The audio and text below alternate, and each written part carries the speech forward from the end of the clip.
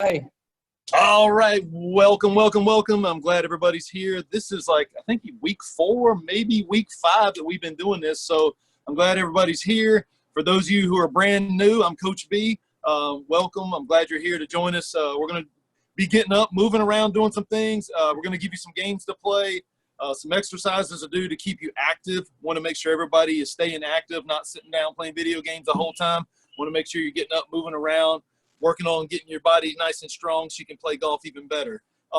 This week, our core value is going to be integrity. This is a big one now. I like integrity. Integrity is about doing the right thing even when nobody else is watching. So now that you're at home, a lot of you may have to do some schoolwork at home. Some of you may not. But if you have schoolwork to do, make sure you're doing the right thing and jumping on that as quick as possible, knocking out your schoolwork first thing in the day.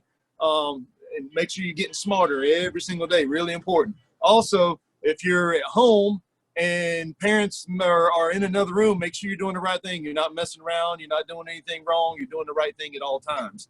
So really important that we have a high level of integrity.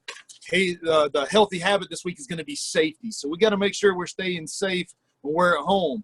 Make sure that we are not handling things that we're not supposed to. Make sure you're not walking around with knives and scissors and stuff like that. That's not good. Make sure you're asking your parents for help, getting stuff out of the cabinets if need be, whatever that is. But make sure that you're staying safe and doing the right thing. You know right from wrong, so we want to make sure you're staying extra safe. If you need help, that's what you have parents for, maybe even older siblings, grandparents, whatever. But stay extra safe while we're out here.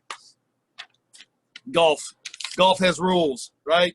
Well, today, our trivia questions are going to be based on the putting green because there's things you can do and things you can't do on the putting green. So be ready for that on the trivia. Now, we need to get loosened up. So I need everybody to get up.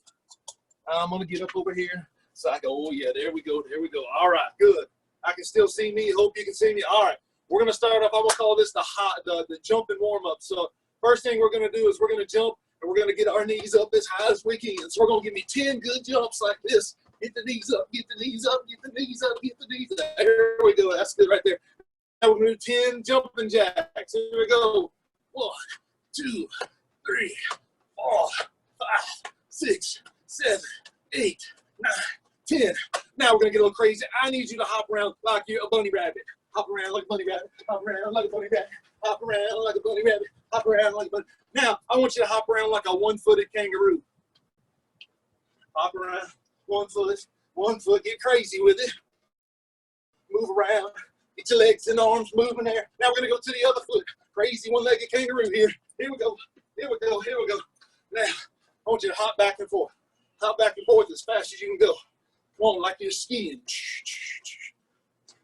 Never been skiing myself, so I wouldn't know what that's really like, but this is what I think we'd probably look like. Man, that's some serious hopping going on there. Now, one of the things we're going to work on today is making sure that we can do certain things. Let me drop this down just a little bit. There we go. So now I'm going to work on throwing. Now I know you're like, I know how to throw, Coach B. That's simple as can be. But what I want you to do is be able to get down on one knee. Oh, let me drop this down just a little bit more. Oh, that's even better. Nice. So what I'm going to do is I'm going to put my right knee down and I'm going to throw my right hand. I've got a bucket out there I'm trying to toss into. So I'm throwing with that. Then I'm going to switch. I'm going to put my left knee down and throw with my left hand. Now, I'm not a left-handed thrower. I'm a right-handed thrower. This is working on my skills with both hands. So just a way to help your body and help your mind, being able to do different things with each hand. So you become a better athlete when you can use both sides. So work on both of those. Really, actually, pretty important. So now we got a new game to play today. Brand new game. One of our coaches just came up with it. It's called Racetrack. Now, as you can see here, I've got this as a extension cord. So I put it together right here. That's going to be the inside of my track. And then I've got a carpet out here. So the edge of the carpet is the outside of the track. Over here, I've got my start-finish line. So I'm going to start over here. Let me get my trusty golf ball over here.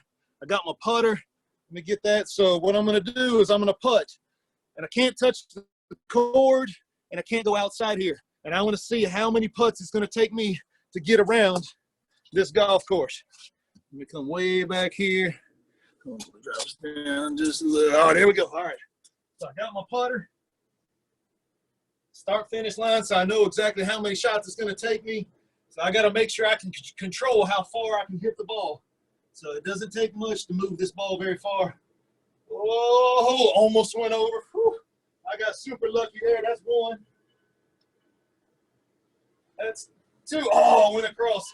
So that's going to be a penalty. So I've got to add one shot to my score. So my second shot went out, so I'm going to add a shot. So that's one shot penalty. So that's my third. Now I'm going to be hitting my fourth shot. Oh, penalties aren't good. We don't like those penalties. There's four. That was pretty good there. Whew.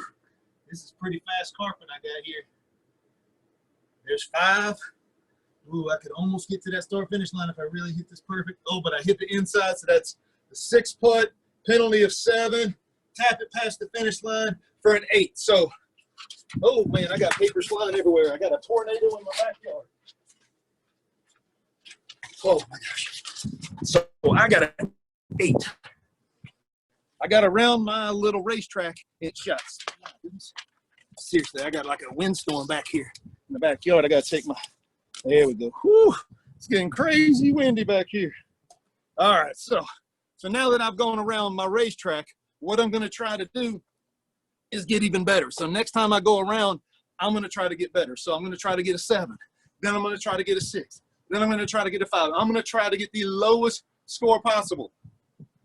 For me, I think if I started here, I could go 1, 2, 3, 4, 5 would probably be the absolute best score I could get. And that's great. So I want you to make your own little racetrack and challenge yourself. Make it on floor that's a little bit faster. If you got really shaggy carpet, that, you know, it's going to be kind of, you're going to have to hit the ball pretty hard. But if you got something like a carpet like what I'm using out here, it's going to roll pretty fast. So you have to have really good touch and feel to get that ball just to move a little bit of distance. And it doesn't take a big swing. Sometimes you just got to barely tap it. So you have to learn about the size of the swing. So the size of the motion that I take is going to determine how far the ball goes. Now on super fast carpet, I may just have to move my hands this little bit much. Look at that. That's just barely moving it. And that's going to roll the ball 3 or 4 feet. So on shaggier carpet, I may have to move it like this. So if my hands move that much, that's going to make the ball go a certain distance. But that's up to you to determine how big of a swing you need to make the ball go a certain distance. And that's true with all the shots we hit in golf. You got to understand how big of a swing it takes to get a ball to go where you want it to go. Make sense? I hope so. Okay. On the green, we got some trivia questions now. So here's what we're going to do. You can unmute yourself. I want you to raise your hand when I ask the question. Mr. Daniel's going to unmute you, or you can unmute yourself to answer it. But then mute yourself again because we want to make sure that everybody else can hear. So on the putting green, are you allowed to pick up the ball?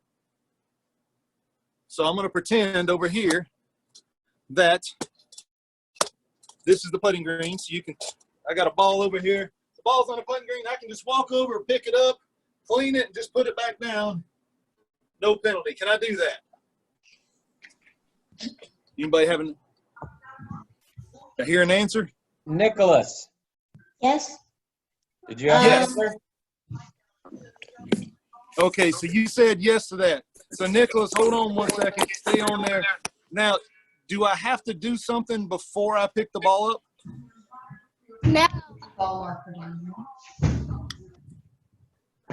No.